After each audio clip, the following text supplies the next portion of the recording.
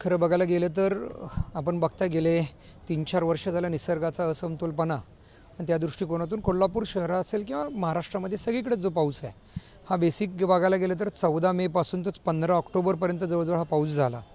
जे पावसाचे किमान 4 महिने असतात जसं ऋतू बघायला गेलं तर त्याच पद्धतीने आता बघायला तर खूप डिले झालं. आणि थोडंसं याच्यामध्ये काम करत असताना सर्वसामान्याच्या माणसांच्या ज्या व्यथा आहेत त्या बघितल्यानंतर मी असो, माझा उद्योग समूह असो किंवा लोकसहभाग यातूनच आपण कोल्हापूर शहरातले हे रस्ते करण्याचं काम चालू आहे. आणि यातून सकारात्मक म्हणजे असं यातलं कुठलंही हे नाही आहे की याच्यामध्ये बाबा की कुठल्या हेतूनं केले, पण ज्या लोकांच्या अडीअडचणी आहेत ते दूर करण्याच्या दृष्टिकोनातून. कारण एका बाजूला ही कोल्हापूर म्हटलं की श्रीमंत छत्रपती शाहू महाराजांची जन्मभूमी आणि आपला राजा यांचा एक आदर्श घेऊन मी स्वतः ठरवलं आणि माझ्याबरोबर असणारे माझे सर्व सहकारी मिळून आम्ही कोल्हापूर हे खड्डेमुक्त करण्याच्या दृष्टिकोनातून पाऊल उचललं. आणि हा एकाच विषयावर आम्ही न थांबता बऱ्याच वेगवेगळ्या विषयावरती पण आम्ही पुढे काम करतो आहे आणि करत राहणार आहे. त्यातूनच ही सुरुवात आहे. आणि लोकसहभाग घेऊन यामध्ये प्रशासनाला मदत करणं, प्रशासन आणि लोकप्रतिनिधी, लोकसहभाग अशी तिन्ही लोकं एकत्र येऊन आम्ही काम करण्याचा आमचा प्रयत्न आहे. त्यातूनच आपण ही कामं चालू केलेली आहेत. तर मला असं वाटतं की याच्यामध्ये सर्वसामान्य माणसाला नक्कीच याच्यामध्ये आनंद होतो आणि कोल्हापूर खरोखरच एका वेगळ्या दिशेने वाटचाल करत चाललेलं आहे पुढं. नाही, याच्यामध्ये जो विषय आता आपण बघतो, मी वारंवार आपल्याच माध्यमातून ऐकतोय आणि आपल्या माध्यमातून बघतोय की याच्यामध्ये 100 कोटीचे हे रस्ते वेगळे आहेत. हे 100 कोटीमध्ये ह्याचा DPR हा राज्य सरकारकडे दिला होता आणि त्यातले हे रस्ते 100 कोटीचे आहेत. आणि हे जे आम्ही रस्ते करतो हे टोटली रस्ते वेगळे आहेत की जिथं खरोखरच काम करण्याची गरज आहे, जिथं लोकांच्या अडीअडचणी आहेत आणि त्यातनं तो लोकांना मार्ग काढून देणं या दृष्टिकोनातून आपण काम करतो आहे.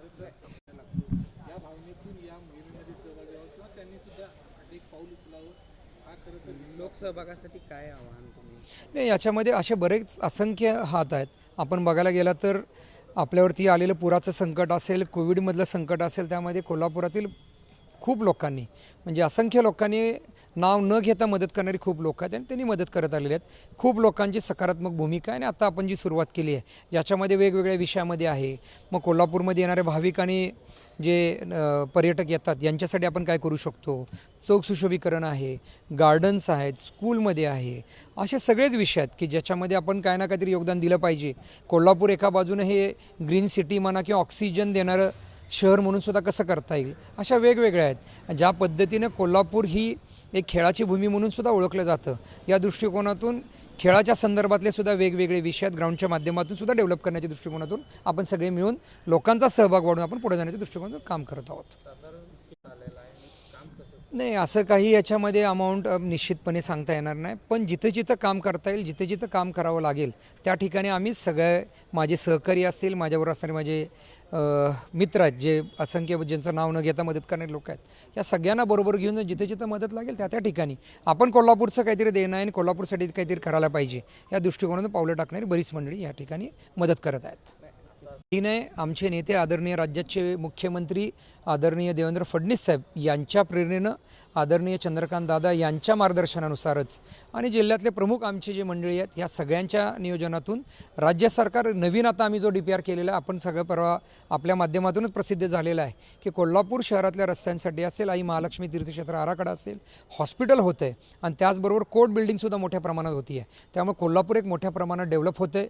लवकरच IT संदर्भातला सुद्धा निर्णय सकारात्मक होईल.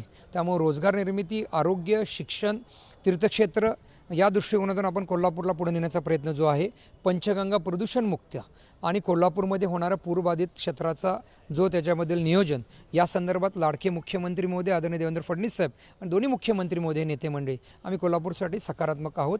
निश्चितपणे लोकांचा सहभाग जिथे जिथे घ्यावा लागेल, जिथे जिथे मदत लागेल, ज्या ज्या ठिकाणी क्रीडाही असेल, ज्या ज्या ठिकाणी क्षेत्रात वेगवेगळ्या क्षेत्रात जे चांगले काम करणारे मंडळी त्यांना बरोबर घेऊन जाऊन आम्ही कोल्हापूरचा चेहरामोहरा बदलून कोल्हापूर एक अग्रस्थान म्हणून नेण्याचा आमचा सगळ्यांचा प्रयत्न असेल. मला असं वाटतं की त्यांनी त्यांच्या भूमिका त्यांनी मांडलेली आहे. मला असं वाटतं मी सकारात्मक काम करणारा माणूस आहे.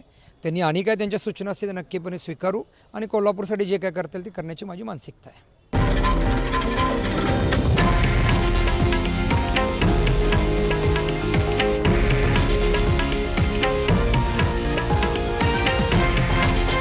हे आहे देशातील नंबर 1 न्यूज नेटवर्क आणि आपण पाहत आहात TV9 मराठी. एकमेव